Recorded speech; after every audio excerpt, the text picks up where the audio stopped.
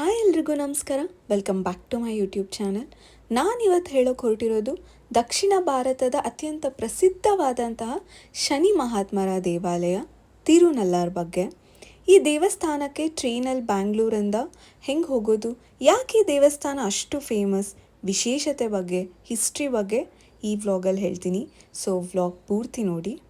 ಈ ದೇವಸ್ಥಾನ ಇರೋದು ಪಾಂಡಿಚೇರಿಯ ಕಾರೈಕಲ್ ಡಿಸ್ಟ್ರಿಕ್ಟಲ್ಲಿ. ಬ್ಯಾಂಗ್ಳೂರಿಂದ ತಿರುನಲ್ಲಾರ್ಗೆ ಡೈರೆಕ್ಟ್ ಟ್ರೈನ್ ಇಲ್ಲ. ಸೊ ನಾವು ಬ್ಯಾಂಗ್ಳೂರ್ ಟು ಮೈಲಾದುತುರೈಗೆ ಹೋಗಿ ಅಲ್ಲಿಂದ ಬಸ್ ಫೆಸಿಲಿಟೀಸ್ ಇದೆ ಟೆಂಪಲ್ಗೆ ಅಂತಾನೆ. ನಾವು ಮೆಜೆಸ್ಟಿಕ್ ರೈಲ್ವೆ ಸ್ಟೇಷನಿಂದ ಮೈಲಾದುತುರೈ ಜಂಕ್ಷನ್ಗೆ ಈ ಟ್ರೈನಲ್ಲೇ ಹೋಗಿದ್ದು. ಒಬ್ಬರಿಗೆ 340 ರೂಪೀಸ್ ತಗೋತಾರೆ if it is a sleeper coach. Around 12 hours journey ಅಂತ ಹೇಳ್ಬೋದು. ಇಲ್ಲ ಮೈಲಾದುತುರೈಗೆ ನಿಮಗೇನಾದರೂ ಟ್ರೈನ್ ಸಿಕ್ಕಿಲ್ಲ ಅಂದರೆ ಕುಂಭಕೋಣಂಗೂ ಕೂಡ ಬುಕ್ ಮಾಡ್ಕೋಬೋದು. ಸೇಮ್ ಟ್ರೈನ್ ಕುಂಭಕೋಣಂ ಕೂಡ ಹೋಗುತ್ತೆ. ಅಲ್ಲಿಂದನೂ ಎವ್ರಿ 30 minutes ನಿಮಗೆ ಬಸ್ ಫೆಸಿಲಿಟೀಸ್ ಇದೆ.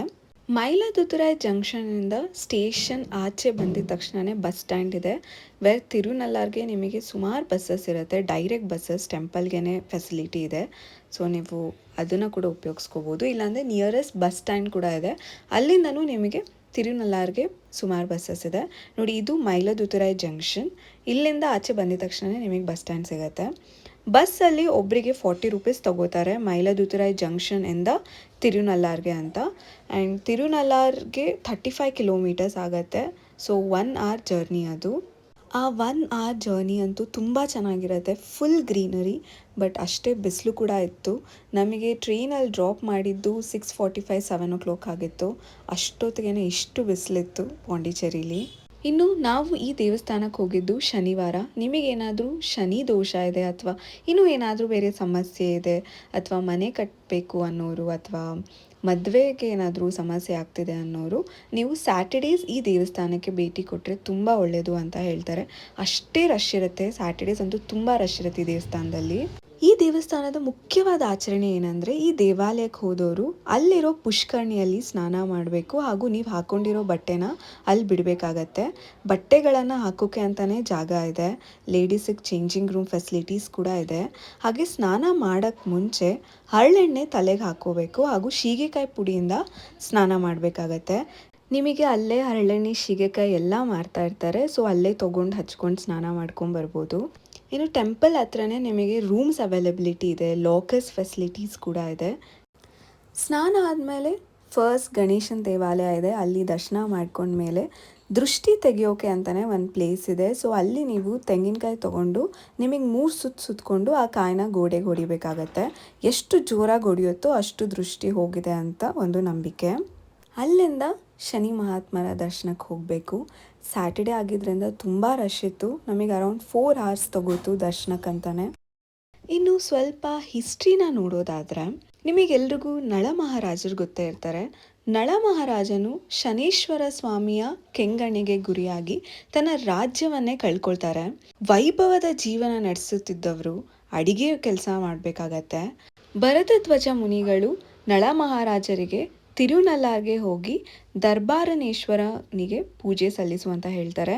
ಹಾಗೆಯೇ ನಳ ಮಹಾರಾಜ ತಿರುನಲ್ಲಾರಿಗೆ ಬಂದು ಅಲ್ಲಿನ ಪುಷ್ಕರಣಿಯಲ್ಲಿ ಸ್ನಾನ ಮಾಡಿ ದರ್ಬಾರನೇಶ್ವರನ ದರ್ಶನ ಮಾಡಿದ ನಂತರ ಆತನ ಮೇಲಿದ್ದ ಶನಿಯ ಕೆಟ್ಟ ದೃಷ್ಟಿ ನಿವಾರಣೆ ಆಗತ್ತೆ ಹಾಗೂ ರಾಜ್ಯವೂ ಸಹ ಮರಳಿ ದೊರಕತ್ತೆ. ನಂತರ ದರ್ಬಾರನೇಶ್ವರನಾದ ಶಿವ ಶನಿದೇವರಿಗೆ ತನ್ನ ಸನ್ನಿಧಾನದಲ್ಲೇ ನೆಲೆಸುವಂತೆ, ಭಕ್ತಾದಿಗಳ ಕಷ್ಟಗಳನ್ನು ನಿವಾರಿಸುವಂತೆ ಕೇಳಿಕೊಳ್ತಾರೆ. ಅಂದಿನಿಂದ ಶನಿದೇವರು ಇಲ್ಲೇ ನೆಲೆಸಿದ್ದಾರೆ ಅಂತ ಹೇಳಲಾಗತ್ತೆ. ನೋಡಿದ್ರಲ್ಲ, ಇದಾಗಿತ್ತು ಟೆಂಪಲ್ನ ಹಿಸ್ಟ್ರಿ. ಹೊರಗಡೆ ಎಳ್ಬತ್ತಿ ದೀಪ ಎಲ್ಲ ಮಾರ್ತಾ ಇರ್ತಾರೆ. ದೇವಸ್ಥಾನದ ಒಳಗಡೆ ಕೂಡ ಟೆಂಪಲ್ ಟ್ರಸ್ಟ್ ಕಡೆಯಿಂದನೇ ಮಾರ್ತಾ ಇರ್ತಾರೆ. ಸೊ ನಾನು ರೆಕಮೆಂಡ್ ಮಾಡೋದು ದೇವಸ್ಥಾನದ ಒಳಗಡೆನೇ ತಗೊಳ್ಳಿ ಅಂತ. ಎಳ್ಬತ್ತಿ ಒಂದಕ್ಕೆ 5 ರೂಪೀಸ್ ಹೇಳ್ತಾರೆ. ಸೊ 9 ಎಳ್ಬತ್ತಿನ ಹಚ್ಚಬೇಕಾಗುತ್ತೆ. ಸೊ 50 ರೂಪೀಸ್ ಆಗುತ್ತೆ. ಅದೇ ನೀವು ಹೊರಗಡೆ ತಗೋತೀನಿ ಅಂದರೆ ಅವ್ರು ನಿಮಗೆ 80 ರೂಪೀಸ್ ಹೇಳ್ತಾರೆ. ಸೊ ನಾವು ದೇವಸ್ಥಾನದ ಒಳಗಡೆನೆ 9 ಎಳ್ಬತ್ತಿ ತೊಗೊಂಡು ನಾವು ಅಲ್ಲೇ ಎಳ್ಬತ್ತಿ ಹಾಕೋದಕ್ಕೆ ಅಂತಲೇ ಜಾಗ ಇದೆ. ಸೊ ಅವರೇ ಎಣ್ಣೆಯಲ್ಲಿ ಹಚ್ಚಿ ಕೊಡ್ತಾರೆ. ಸೊ ನಾವು ಅದನ್ನು ಮತ್ತೆ ದೀಪಕ್ಕೆ ಹಾಕಬೇಕಾಗತ್ತೆ. ಅರ್ಚನೆಗೆ ಅಂತ 5 ರೂಪೀಸ್ ತಗೋತಾರೆ, ಬಟ್ ಅರ್ಚನೆ ಮಾಡಲ್ಲ. ಅರ್ಚನೆ ಮಾಡಬೇಕು ಅಂದರೆ ಹಣ್ಣು ಕಾಯಿ ಕಂಪಲ್ಸರಿ, ಇಲ್ಲ ಅಂದರೆ ಅರ್ಚನೆ ಕೂಡ ಮಾಡಲ್ಲ. ಸೊ ನೀವು ಅದನ್ನು ಕೂಡ ಗಮನಿಸ್ಬೋದು ಅಲ್ಲಿ. ಇನ್ನು ಟೆಂಪಲ್ನ ಟೈಮಿಂಗ್ಸ್ ಬಗ್ಗೆ ಮಾತಾಡೋದಾದರೆ ಬೆಳಗ್ಗೆ 6 ಗಂಟೆಯಿಂದ ಮಧ್ಯಾಹ್ನ 12 ಗಂಟೆವರೆಗೂ ಓಪನ್ ಇರುತ್ತೆ. ಅದಾದಮೇಲೆ ಟೆಂಪಲ್ ಕ್ಲೋಸ್ ಆಗುತ್ತೆ. ಮತ್ತು ಮಧ್ಯಾಹ್ನ 3:30ಇಂದ 8:30 ತನಕ ಓಪನ್ ಇರುತ್ತೆ. ಇದನ್ನು ತುಂಬ ಸ್ಟ್ರಿಕ್ಟಾಗಿ ಫಾಲೋ ಮಾಡ್ತಾರೆ ಟೈಮಿಂಗ್ಸು. ಸೊ ನೀವು ನೋಡ್ಕೊಂಡು ಹೋಗಿ. ಹಾಗೆ 300 ರೂಪೀಸ್ 400 ರೂಪೀಸ್ ಸ್ಪೆಷಲ್ ದರ್ಶನ ಇದೆ. 100 ರೂಪೀಸ್ದು ಸ್ಪೆಷಲ್ ದರ್ಶನ ಕೂಡ ಇದೆ.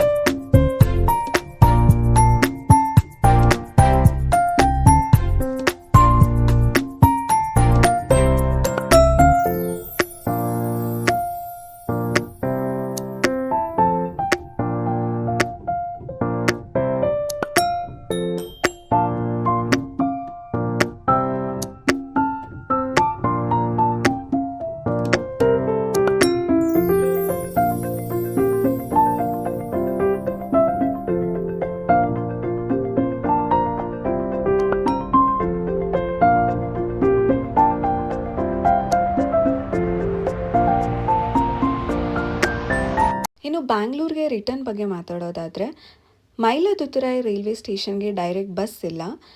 ಸ್ಟೇಷನ್ ನಿಯರೆಸ್ಟ್ ಬಸ್ ಸ್ಟ್ಯಾಂಡಿಗೆ ಬಸ್ಸಸ್ ಸಿಗುತ್ತೆ. ಅಲ್ಲಿಂದ ಜಸ್ಟ್ 5 ಮಿನಿಟ್ಸ್ ಸ್ಟೇಷನ್ಗೆ. ಸೇಮ್ ಬಸ್ ಸ್ಟ್ಯಾಂಡಿಂದ ಸುಮಾರು ಬಸ್ಸಸ್ ಇದೆ. ಜಸ್ಟ್ 5 ರೂಪೀಸ್ ತೊಗೋತಾರೆ ಒಬ್ಬರಿಗೆ.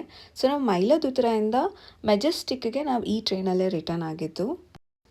ನೋಡಿದ್ರಲ್ಲ, ಇದಾಗಿತ್ತು ತಿರುನಲ್ಲಾರ್ನ ಫೇಮಸ್ ಶನಿ ಮಹಾತ್ಮರ ದೇವಸ್ಥಾನದ ಬಗ್ಗೆ. ಸುಮಾರು ಜನ ಈ ಟೆಂಪಲ್ಗೆ ವಿಸಿಟ್ ಮಾಡ್ತಾರೆ. ಸ್ಯಾಟರ್ಡೇಸ್ ಅಂತೂ ತುಂಬ ಜನ ಇರ್ತಾರೆ. ಈ ವ್ಲಾಗ್ ಇಷ್ಟ ಆಯಿತು ಅನ್ಕೊತೀನಿ, ಇನ್ಫಾರ್ಮೇಟಿವ್ ಆಗಿತ್ತು ಅನ್ಕೊತೀನಿ. ಇಷ್ಟ ಆಗಿದ್ದಲ್ಲಿ ಲೈಕ್ ಮಾಡಿ, ಶೇರ್ ಮಾಡಿ ಆ್ಯಂಡ್ ಸಬ್ಸ್ಕ್ರೈಬ್ ಮಾಡಿ. Thanks for watching.